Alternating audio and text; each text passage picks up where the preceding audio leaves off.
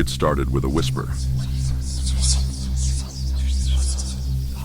When Ethan and his younger sister, Lila, moved into the old farmhouse with their parents, they were warned by the townsfolk. "That house has a history," said the old gas station attendant, his eyes shifting uneasily. "People hear things, see things, and then they never leave." Ethan didn't believe in ghost stories. He rolled his eyes at the warnings. But the first night as he lay in bed, he heard it. A whisper. Faint, like a breath against his ear. "Help me!" He sat up, heart hammering. The room was dark, save for the sliver of moonlight creeping through the tattered curtains. His sister was fast asleep in the next room. Maybe he imagined it. The second night it was worse. This time the whisper came with a shadow. A figure just beyond the doorway, still, watching. He squeezed his eyes shut, but when he opened them, the thing was closer. The next morning, Ethan found Lila sitting at the kitchen table, eyes red-rimmed. "I heard someone last night," she murmured. They were crying. Their parents dismissed their fears. "It's an old house. It creaks and groans," their father said. "You kids just have overactive imaginations." That night, the whispers grew louder. They echoed from the walls, the floors, even the ceiling, desperate, insistent. "Help me, please!" Lila screamed. Ethan rushed into her room and found her staring at the closet, frozen in terror. The door, which had been closed when she went to bed, now stood wide open. And inside, a shape moved in the darkness. A girl, gaunt and pale, with hollow, blackened eyes. Her lips trembled as she reached out.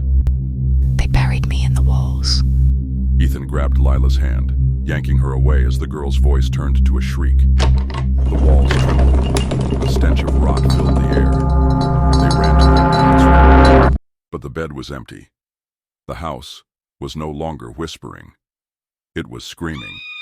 The walls cracked, and something clawed its way out from within them. Bones, fragments of a face, twisted in agony. The girl from the closet was no longer pleading. She was laughing. And as Ethan and Lila tried to flee, the door slammed shut.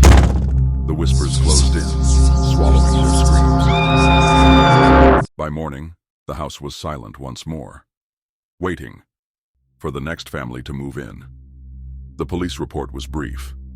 A local sheriff, Henry Calloway, stood at the base of the farmhouse, his cigarette trembling between his fingers. No signs of forced entry, no tracks leading away from the property. Just gone. The whole family.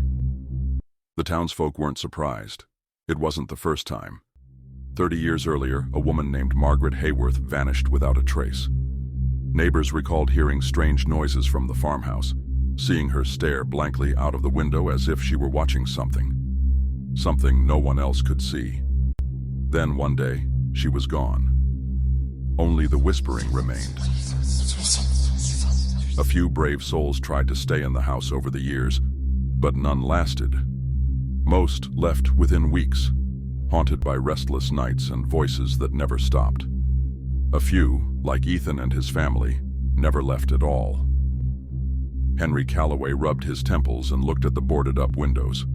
A deputy stepped up beside him, clearing his throat. "Sir, should we investigate the walls?"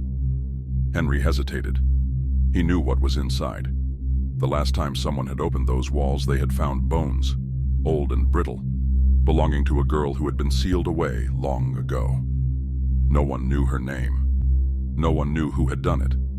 But her whispers never stopped, and they never would. As the sheriff turned away, a soft voice drifted through the night air, almost too faint to hear. "Help me." But Henry didn't turn back. He walked away, knowing that the house would always whisper, always wait. And one day, it would claim another family.